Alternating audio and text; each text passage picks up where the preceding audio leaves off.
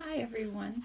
My cameraman is gone getting hay for the horses, so I'm going to try to do it myself today.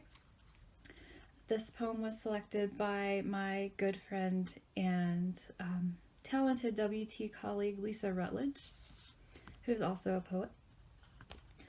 And it came from when I used to teach at Clarendon College, and it was 70 miles one way. I wrote a lot of poems about things that I drove past. This is something I drove past every day. It's called Bison for Sale.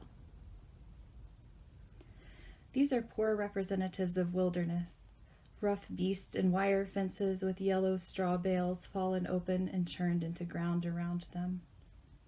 Beside the highway and muddy to their knees, they who could once swim the widest rivers grow insensitive to the tractor trailers rushing past and lower their horns as they sleep on hard hooves.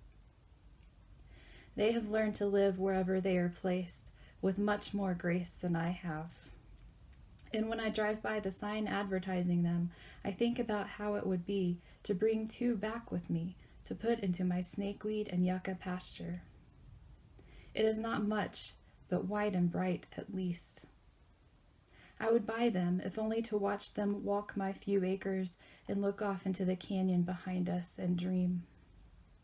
Here there are deer and foxes to be scented, a wind that sings almost constantly, the privilege of imagining there's plenty.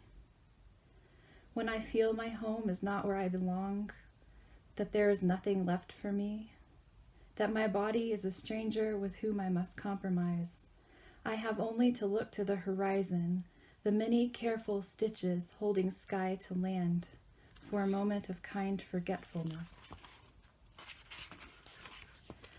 I can't afford to offer this to them or anyone. I don't really have it to give. But if it is true that we contain some of the memories of our grandparents, perhaps bison are already made of souls that understand how to be unbound. And when they stand and dream, it is of wondering. For them, too, sunlight and space must surely drive back these other darker vistas.